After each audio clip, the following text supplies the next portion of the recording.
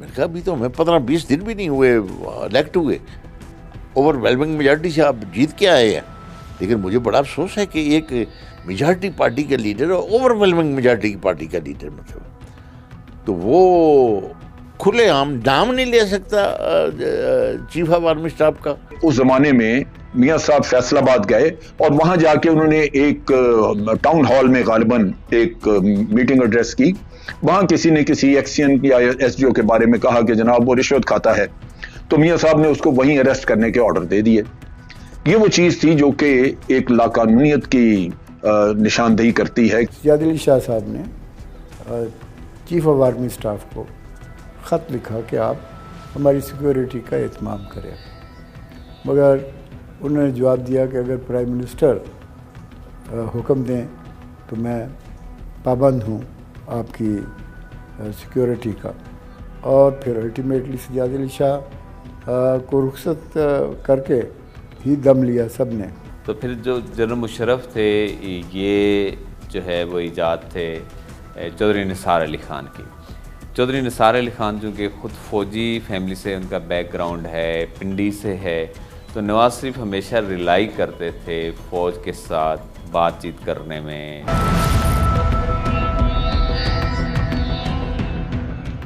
मैं मोहम्मद नवाज शरीफ सिर्फ के दिल से कि मैं मुसलमान अल्लाह और खुशहाली की खातिर इंतजाम दूँगा। ज़िया के बाद जो ऊपर तले कई हुकूमतें आना और उनका बरतरफ हो जाना, एक सिविल मिलिट्री जो रिलेशंस थे वो बहुत बड़ा चैलेंज थे। तो उसमें जो सिविल गवर्नमेंट्स आती थी वो उस डोमिनेशन के साथ अपने आप को एडजस्ट नहीं कर पाती थी। तो नवाज शरीफ भी जब आए तो आप दूसरी बार तो आपने देखा कि उनके जनरल जहांगीर करामत से खिलाफात हुए। उसमें मेन रीज़न ये भी था कि सुप्रीम कोर्ट में जनाब मरहूम नवाब नसरुल्लाह खान साहब, उन्होंने एक पिटीशन डाल दी थी अगेंस्ट दी मियां नवाज शरीफ और इनकी हुकूमत के। चूँकि ये एक बड़ी ओपन बिल्कुल सीक्रेट नज़र आता था और कहा भी जाता था, इवन प्रेस जो है उसको भी पता था कि ये पिटीशन के पस पर्दा और इसके पीछे ये शायद आर्मी इस्टेब्लिशमेंट है। तो उस वजह से हमारा डेली इजलास भी होता था और पस पर्दा नेगोशिएशन भी चल रही थी बिटवीन मिलिट्री लीडरशिप और बिटवीन पाकिस्तान मुस्लिम लीग की लीडरशिप जो थे।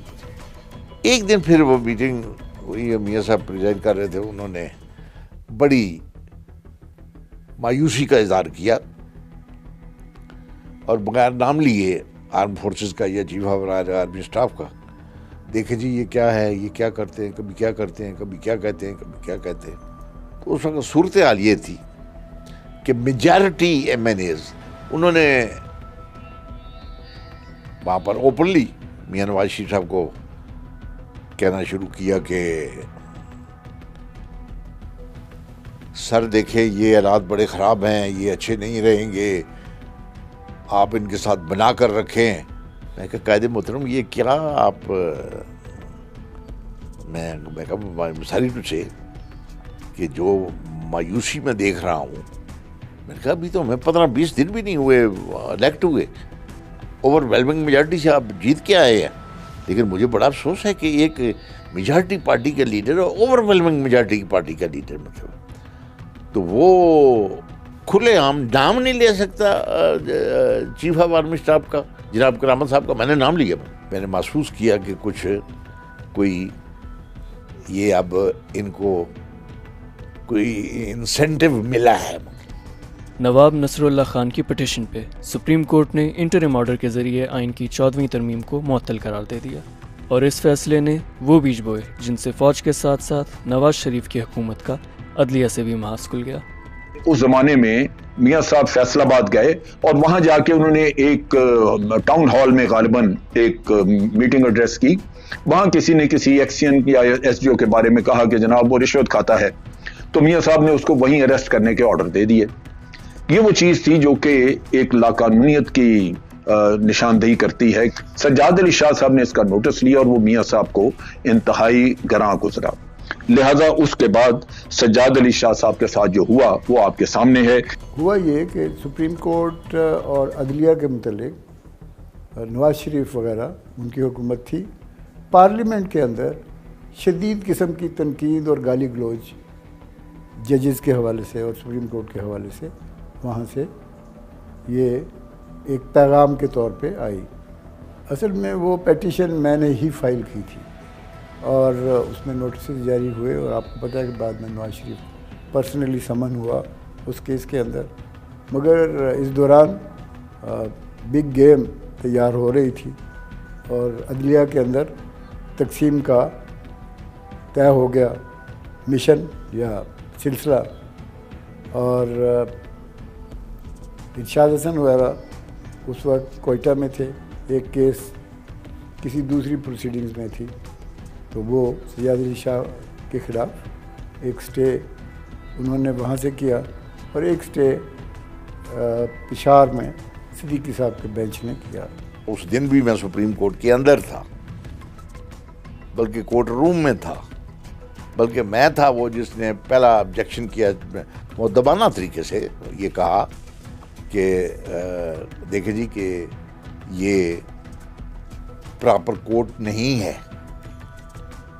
तो मुझे शाह साहब सज्जाद शाह साहब कहते हैं क्या आप कह रहे हैं, मतलब मैंने कहा जी देखें जो कोयटे में मीटिंग हुई है उसमें राइट या रॉन्गली आपके भाइयों ने, सुप्रीम कोर्ट ने आपके चीफ जस्टिस के ओहदे को नल एंड वाइड करार दे दिया।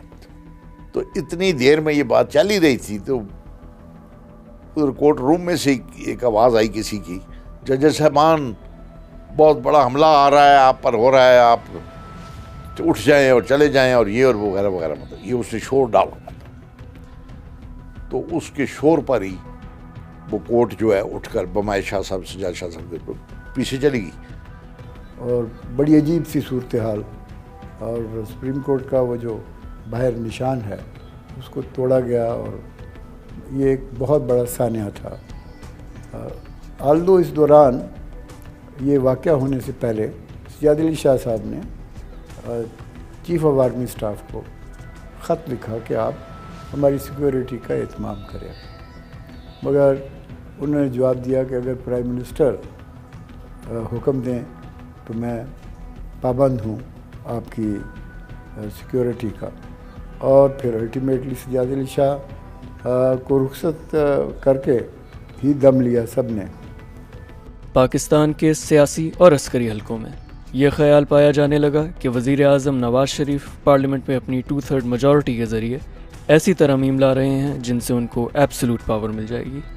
ये कहा जाता था कि मियां साहब वो दर हकीकत एक ऐसा निज़ाम चाहते हैं जहां उनके हाथ में एक मुकम्मल तौर पे, जैसे हम कहते हैं मुतलकुल अनान तो कुव्वत हो उनके हाथ कि आपने भी जो अपने इख्तियारात थे उनको बेतहाशा, बेदरेग और रुथलेसली इस्तेमाल किया, जो नहीं होना चाहिए था। इसी असना में ये वाक़या होने से पहले जिस चीज़ ने एक तशवीश पैदा की हुई थी वो ये थी कि मियां साहब ने एक शरीयत बिल मूव किया था और शरीयत बिल ने शकूक व शुबात पूरे पॉलिटिकल सर्कल्स में भी और आर्मी में भी पैदा कर दिए। शरीयत बिल जो है उसके ज़रिए एक तरफ तो मियां साहब पूरे मुल्क की कुव्वत अपने हाथ में लेना चाहते थे, यानी वो अमीरुल मोमिनीन बनना चाहते थे। लेकिन जो शरीयत बिल के अंदर बात शिकें थी, उसमें एक शिक ये भी थी कि आपका सीनियर ऑफिसर आपको देख सकता है और आप फैसला कर सकता है आपके बारे में कि आप प्रैक्टिसिंग मुसलमान हैं या नहीं, और अगर वो फैसला ये करे या उसकी सोच और उसके जहन के मुताबिक अगर आप प्रैक्टिसिंग मुसलमान नहीं हैं तो फिर आपको नौकरी से बर्खास्त किया जा सकता है। ये बड़ी खतरनाक किस्म की चीज़ थी। नोटिस आए हुए थे कि मीटिंग है पार्लियामानी पार्टी की मीटिंग, और मीटिंग भी इसी बारे में थी। मीटिंग शुरू हुई, प्रिजाइड कर रहे थे पीएम साहब मियां नवाज शरीफ साहब। उसी वक्त उन्होंने ये बिल मूव करना था on the floor of the house, भला उन मेंबरों का, एमएनएज का और सेनेटर्स का, जो भी उठा उसने कहा जनाब जब तक ये पास नहीं होता ये बिल, ये तो मुल्क चल ही नहीं सकता, ये तो बहुत ज़रूरी है, not even a single person, कोई ऐसा नहीं था कि जिसने ये कहा हो जी कि ये क्या आप कर रहे हो। मैंने कहा कायदे मोहतरम, बात ये है कि ये जो 15वीं तरमीम आप अमेंडमेंट करना चाहते हैं, मैं इस पर आपका वोटर नहीं हूँ। स्टर पैदा हो गया सारी मीटिंग में कि ये क्या कह रहा है। मतलब कायदे मोहतरम, आप मुझे ये गारंटी दे सकते हैं कि नेक्स्ट इलेक्शन जो है या नेक्स्ट जो टेन्योर है आप ही प्राइम मिनिस्टर होंगे? वो माहौल चेंज हो गया बिल्कुल। मियाँ सब सुनते रहे। उस मीटिंग के बाद मियाँ नवाज शरीफ साहब ने उन्होंने जहाँ ये फैसला किया हुआ था कि उसी ये वहीं से उठ के हमने हाल के अंदर जाना था और इस पर रायशुमारी होनी थी, और रायशुमारी में हम मेजॉरिटी में थे, ये पास हो जानी थी। वो उठ कर नहीं गए। मियाँ नवाज शरीफ साहब ने दाएं भी देखा बाएं भी लॉ मिनिस्टर्स को, उन्हें कहते हैं जी इसको रीड्राफ्ट करो। न्यूक्लियर टेस्ट्स के बाद पाकिस्तान को मुख्तलिफ चैलेंजेस का सामना था। इसी दौरान वज़ीर आज़म नवाज शरीफ ने आर्मी चीफ जनरल जहांगीर करामत को इस्तीफ़ा देने पे मजबूर कर दिया। एटमी धमाकों के वक्त में हमने देखा, आपने नेशनल डिफेंस कॉलेज को कहा कि जनाब आप इस पे स्टडी करके हमें बताएं कि अगर ये धमाका करें तो क्या मसाइल होंगे और ना करें तो फिर क्या होगा। वहाँ पे बैठे बैठे वहाँ बात हुई और वहाँ पब्लिकली डॉलर्स को फ्रीज करने की बात की गई। नतीजा ये कि उस दिन रात तक अक्सर बैंकों से डॉलर निकल गए, और डॉलर जो निकले वो लाजमन जो लोग वहां बैठे थे जिनमें बात हुई वो हुकूमती लोग थे, और मोस्ट प्रॉबली उन्होंने ही या उन्हीं के अपने जान पहचान के लोगों ने लिए होंगे। नतीजा ये हुआ कि इसको बाहर दुनिया में इसको डे लाइट रॉबरी कहा गया, क्योंकि उसका नतीजा ये हुआ कि अब गवर्नमेंट के पास डॉलर्स नहीं थे और जिन लोगों के अकाउंट में थे डॉलर वो अगर लेना चाहें तो उनका कोई रास्ता नहीं था। इस सारी फैसला साजी को दुरुस्त करने के लिए यह सोचा गया कि मियां साहब को यह तजवीज़ दी जाए कि आप मेहरबानी करके इसको फैसला साजी को एक इंस्टीट्यूशनलाइज करें। आप एक नेशनल सिक्योरिटी कमेटी बना लें जिसमें के तीनों सर्विसेज के चीफ भी बैठें, प्राइम मिनिस्टर साहब भी हों, वजीर दाखिला भी हों, वजीर खारजा भी हों, और उसके अलावा आपके वजीर खजाना भी हों, और भी किसी को बिठाना चाहें बिठाएं, लेकिन वहां ये सारी चीजें खंगाल के फैसला किया जाए। और जनरल जहांगीर करामत के ऊपर इस आर्मी की तरफ से बेपनाह प्रेशर आया कि जनरल साहब आप की जिम्मेदारी है, ये एक हुकूमत को फेवर है, ये मुल्क के लिए एक भलाई का रास्ता है, आप हुकूमत को बताएं कि ये करना जरूरी है। लेकिन जनरल साहब ने कहा, मैं उस मीटिंग में मौजूद था जब उन्होंने कहा कि देखिए जब मैं उनको ये कहता हूं तो उनको यूं लगता है जैसे हम उनकी ताकत के ऊपर, उनके इख्तियारात के ऊपर कोई हाथ डालने लगे हैं, कोई कब्जा करने लगे हैं। बाहर सूरत जब उनको बहुत मजबूर किया गया तो जनरल साहब ने एक statement Lahore naval staff college में लेक्चर के बाद दे दी। जनरल जहांगीर करामत ने एक नेशनल सिक्योरिटी काउंसिल जो अब मौजूद है उसका एक तस्वर पेश किया, जिसमें ज़ाहिर है कि फ़ौज की तीनों सर्विसेज चीफ जो है वो शामिल होंगे। तो नवाज शरीफ को जो है ये बात पसंद नहीं आई और उन्होंने जो है कहा कि भाई national security council, prime minister जो है वो जब अफवाज पाकिस्तान का या प्रेसिडेंट जो है वो सुप्रीम कमांडर है, तो ये इन सारी चीज़ों के होते हुए जो है वो एक ऐसी जो है वो काउंसिल की क्या ज़रूरत है जिससे सिविल सुप्रीमेसी का जो है वो एक तस्वर जो है वो मजरू हो और दुनिया में ये तासुर जाए कि यहाँ पीछे जो है वो असल हुकूमत दरअसल फ़ौज की है। मियाँ साहब ने जनाब करामत साहब को ये कहा कि फिर आप हुकूमत कर लेंगे अगर आपने इस तरीके से हमारे साथ करना है तो। उन्होंने कहा जी ठीक है, if you are not satisfied. मैं हालांकि उनके अभी टेन्योर में अभी 2 महीने 2.5 महीने को रहते थे, उन्होंने जनरल साहब ने अपना रिजिग्नेशन टेंडर कर दिया। जनरल जहांगीर करामत की रेजिग्नेशन के बाद वज़ीर आज़म नवाज शरीफ ने किया नए आर्मी चीफ की तकर्री का फैसला। जो जनरल मुशर्रफ थे ये जो है वो ईजाद थे चौधरी निसार अली ख़ान की। चौधरी निसार अली ख़ान जो कि ख़ुद फ़ौजी फैमिली से उनका बैकग्राउंड है, पिंडी से है, तो नवाज शरीफ हमेशा रिलाई करते थे फ़ौज के साथ बातचीत करने में। तो मुशर्रफ भी जो है उन्हीं के एडवाइस पे जो है वो कोर कमांडर मंगला थे, तो यहाँ पे जो उनको जो है वो अचानक बुलाया गया और चीफ लगाया गया। तो नवाज शरीफ जो है वो ये समझते थे कि मुशर्रफ मेरा अपना आदमी है। जनरल मुशर्रफ साहब ने अपनी बड़ी लॉबी की, उन्होंने बड़े मियाँ साहब जो थे मरहूम अल्लाह ईमान बख्शे, उनको भी मियाँ शरीफ साहब वहाँ तक अप्रोच की, और जनरल मुशर्रफ साहब ने बड़ा यकीन दिलाया हुआ था मियाँ शरीफ साहब को कि मैं बड़ा लायल रहूँगा आपका, पार्टी का, ये वगैरह वगैरह। तो ये बात यहाँ तक है।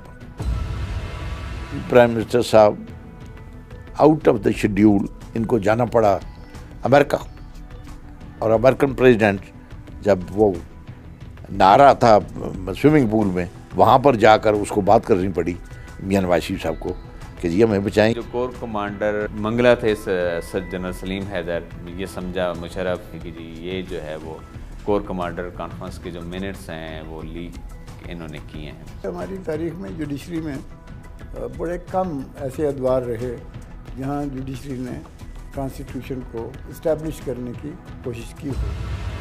Thank you for watching the full video. आप में से बहुत से ऐसे लोग हैं जिन्होंने शायद हमारा यूट्यूब चैनल सब्सक्राइब नहीं किया। So if you want to support independent journalism and watch more meaningful content, please subscribe to our YouTube channel.